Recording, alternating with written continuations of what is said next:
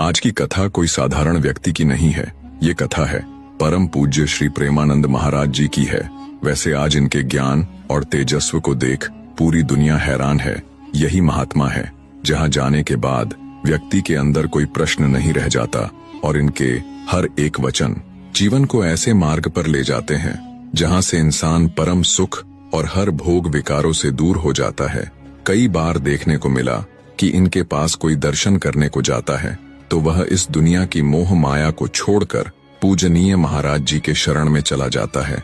आज लोगों पर थोड़ा दुख आने पर गलत राय या भगवान का आश्रय छोड़ देते हैं, लेकिन अगर हम महाराज जी के बीते दिन की बात करें तो उनके पास कुछ नहीं था। सबसे बड़ा सहारा था श्री राधा रानी के प्रति प्रेम और उनका नाम स्मरण। चलिए इनके जीवन की एक ऐसी घटना बताते हैं जो वाकई में कलयुग में एक चमत्कार है। प्रेमानंद महाराज जी वृंदावन की गलियों में भोर सुबह से ही झाड़ू लगाया करते थे और वह बहुत ही भाव में डूबकर लगाया करते थे।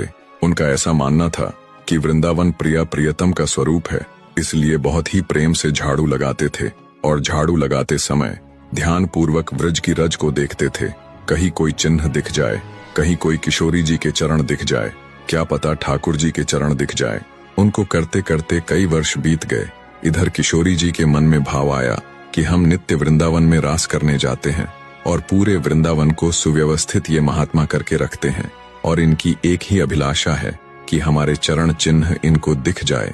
ऐसे ही एक दिन किशोरी जी ने अपने चरण चिन्ह का दर्शन कराया।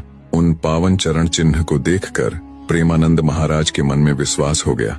हे श्यामाजू, अगर ये चरण आपके हैं तो निश्चित आप भी हो। जब आप चरण चिन्ह तक ले ही आए हो तो आप अपने भी दर्शन करा दो। अब तो ये स्थिति हो गई कि अब चरण चिन्ह नहीं, अब प्रत्यक्ष किशोरी जी को देखना है। लेकिन आपको बता दें, वृंदावन में लोगों का ऐसा मानना है जब तक सखियां अनुमति ना दे तो किशोरी जी के दर्शन नहीं हो सकते। इसलिए ललिता जी को मनाओ, विशाखा जी को मनाओ, यमुना जी को मनाओ। सखियां जब रीझ जाएंगी तो ही किशोरी जी के दर्शन हो सकते हैं। लेकिन किशोरी जी तो चाहती है कि उनको दर्शन दे। एक दिन किशोरी जी ने रास करते करते अपना नूपुर वहीं छोड़ दिया और इसके बाद किशोरी जी निकुंज में चली गई। अब अगली सुबह का दिन हुआ। रोज की तरह महाराज जी ने अपनी झाड़ू उठाई और लगाना शुरू किया। संयोगवश महाराज वहीं पहुंचे जहां किशोरी जी का नूपुर पड़ा था। उसे देखकर महाराज आनंदित हो गए। इतना सुंदर नूपुर, इतनी अच्छी कलाकृति और इतना सुंदर स्वरूप। उनके मन में विचार आया कि कोई बड़े घर की लाली होगी, उनका गिर गया होगा, मैं इसे रख लेता हूँ, कभी कोई मांगने आएगा तो उसे दे देंगे। अगले भाग का इंतजार करना, जल्दी ही आएगा आपके सामने। कमेंट में एक बार जय श्री कृष्ण जरूर लिखते जाना।